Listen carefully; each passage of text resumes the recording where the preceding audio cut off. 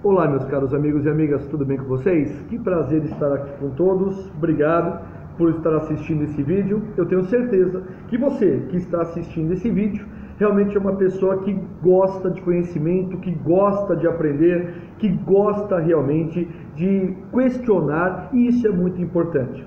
Vivemos numa época de transição, ou seja, numa época que todos nós estamos mudando, não apenas nós, mas todo o planeta. E para isso é muito importante que a gente tenha conhecimento. Esse aqui é o nosso primeiro vídeo, tá certo? Nosso primeiro vídeo sobre livros, sobre cultura, sobre os grandes pensadores, grandes espíritos que já passaram por aqui e, claro, deixaram a sua contribuição. É óbvio que nós vamos falar aqui o aspecto principal da obra e, consequentemente, nós iremos dar uma conclusão sobre aquilo. E como já foi prometido a vocês, o primeiro livro que eu quero trabalhar é este aqui, ó, O Profeta de Khalil Gibran, tá bom? É da editora Martin Claret, gosto muito dessa tradução. Bom, para você entender, quem foi Khalil Gibran? Khalil Gibran, gente, ele é um libanês, tá certo? Ele nasceu em 1833 e aos 12 anos ele foi levado pela mãe para começar uma nova vida na América do Norte. E lá, obviamente, a obra-prima dele foi O Profeta. Tamanho esse fato que esse livro influenciou inclusive os Beatles, tá certo? Tendo em vista que ele, o John Lennon, fez a música Julia, tá certo? Em cima desse livro. Bom, o que trata esse livro aqui, meus caros amigos? Esse livro, ele trata de perguntas, obviamente, que foram feitas a um sábio. E o sábio respondeu a essas perguntas. Então, de um modo geral, é um livro curto, dá para ler no fim de semana tranquilamente, são 140 páginas, então tranquilamente dá para ler. O nosso personagem principal aqui, pessoal, é Al-Mustafa. Al-Mustafa é o nosso personagem principal e ele necessariamente fica numa cidade que se chama Orfalese. Ele até então, meus caros amigos, ele saiu de Uli e foi até Orfalese para ensinar os cidadãos. Ocorre que os cidadãos não deram a mínima para, tá certo, o nosso amigo Al-Mustafa. E Al-Mustafa, 12 anos depois, ele viu o navio, ele avistou o seu navio de volta à sua terra natal. E aí os moradores daquele local notaram, falou, ele é um sábio, nós não podemos perdê-lo. Como nós estivemos 12 anos próximo a este sábio e necessariamente nunca perguntamos nada a ele. Bom, e aí começam a fazer perguntas e ele começa a dar as respostas que eu vou adentrar logo mais. É um livro extremamente prático, mas extremamente profundo. Uma das grandes capacidades que Khalil Gibran tem nessa obra aqui, pessoal, é sua capacidade de síntese. Porque existem pessoas que falam e não dizem nada, não é? Tem outras pessoas que dizem pouco, falam pouco, mas dizem muito. E Khalil Gibran, nesse aspecto, ele é assim, uma sumidade, sem dúvida nenhuma. E as perguntas que foram feitas a ele, normalmente são as perguntas que são as mais comuns que qualquer um perguntaria. Ele vai perguntar sobre amor, casamento, filhos, dar, alegria e tristeza, razão e paixão, ensino, amizade, conversa, sobre o que também religião e morte, oração. São vários assuntos que ele aborda aqui. Claro que nesse nosso vídeo não dá tempo de trabalhar todos os tópicos, né, gente? Mas é muito importante, claro, que a gente trabalhe os mais necessários. Então, ou seja, quando o nosso amigo Al-Mustafa estava saindo da cidade, tá certo? Chegaram próximo a ele e fizeram a seguinte frase, não é? Muito profunda. Você foi um meio-dia em nosso crepúsculo e sua juventude nos deu sonho para sonhar. Ou seja, nós temos que ser um fator de soma na vida das pessoas, para que nós possamos exatamente trabalhar, agregar e crescer com essas pessoas. Claro que o primeiro aspecto que eu vou trabalhar, e ele trabalha também, é sobre o amor. E o amor, ele faz um texto curto de apenas 2 páginas, e eu vou aqui, de forma muito rápida, relatar o que ele diz a você. Quando o amor chamá-los, sigam-no. Despertar o amanhecer com o coração alado e dar graças por mais um dia de amor. E em seguida, dormir com uma prece no coração para os amados e nos lábios um canto de louvor. O que significa essas frases sobre amor, meus caros amigos? Que o amor transcende muito mais do que o próprio corpo. Isso daqui é puramente a matéria. Isso daqui passa, se esvai. É como diz exatamente, meus caros amigos, Platão. Nós temos o mundo das ideias e o mundo verdadeiro, tá certo? O mundo verdadeiro, o mundo real. Em outras palavras, meus caros amigos, tudo que é passageiro, tudo que seja passageiro, é algo que necessariamente não vale a pena perder tempo. O amor não. O amor é algo que é eterno, por aquele que você sente, pela pessoa que você ama, pelos seus filhos, pelos seus pais, pelas pessoas que realmente você tem um apreço muito grande. Segundo ponto que ele trabalha aqui é sobre o casamento. E o casamento tem umas frases muito bacanas, é extremamente curto, como você pode ver. Eu adoro riscar o livro, eu adoro dobrar o livro, porque livro realmente tem que ser lido dessa maneira. E ele comenta sobre casamento da seguinte maneira: vocês nasceram juntos, e juntos haverão de ficar. E permitam que os ventos dos céus dancem entre vocês. Ventos dos céus. O que você interpreta sobre isso? Nada mais é, gente, do que o destino, tá bom? E de tudo aquilo que é para acontecer. Amem um ao outro, mas sem fazer do amor uma obrigação. Bonita frase, não é? Deixe-no que seja, em vez disso, um mar em movimento entre as praias de suas almas. Encham a taça do outro, mas bebam apenas uma. E essa frase eu achei máximo sobre casamento. Pensa nisso. Cantem, dancem juntos e se mantenham alegres, mas deixem que cada um de vocês seja independente. E para fechar sobre casamento, fiquem juntos, mas não próximos demais, pois os pilares do templo elevam-se distantes entre si, e o carvalho e o cipreste não crescem à sombra de um do outro. O que ele quer nos dizer aqui? Casamento é muito bom, desde que você respeite o espaço do outro, desde que necessariamente a gente acolha o entendimento um do outro, porque cada um teve sua criação, cada um tem a sua visão de vida, então esse respeito é necessário. E é simples demais fazer isso, gente, simples demais, é apenas se colocar no lugar da pessoa. Vamos começar?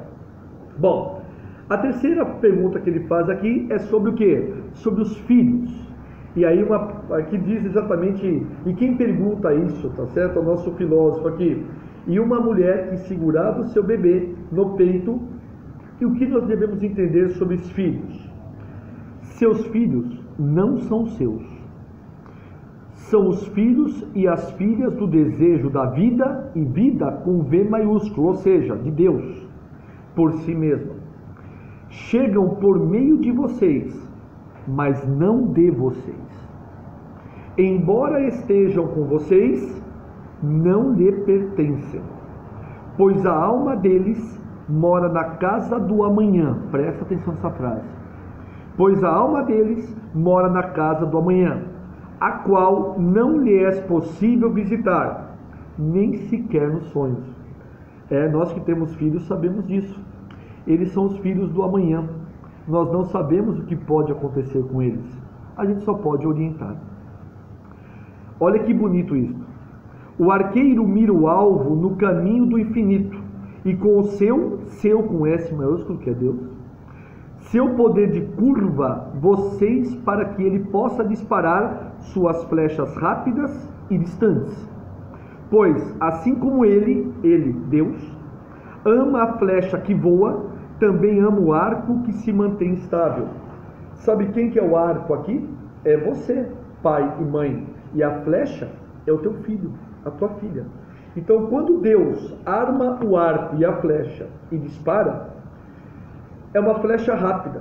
Ou seja, o nosso filho é feito para o mundo.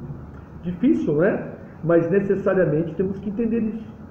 Muitas pessoas vivem a síndrome do ninho vazio, não é? Temos que tomar cuidado exatamente com isso. Fala aqui sobre o dar. O que seria sobre o dar, meus caros amigos? E o rico falou: O que devo saber sobre o dar? Uma frase rápida. Vocês dão pouco ao que se despojarem de suas posses. O verdadeiro dar é quando dão de si mesmos. Bonito, né? O verdadeiro dar é quando dá de si mesmo. Um outro ponto que eu separei desse livro também para vocês é sobre justamente o trabalho. O trabalho, o que acontece?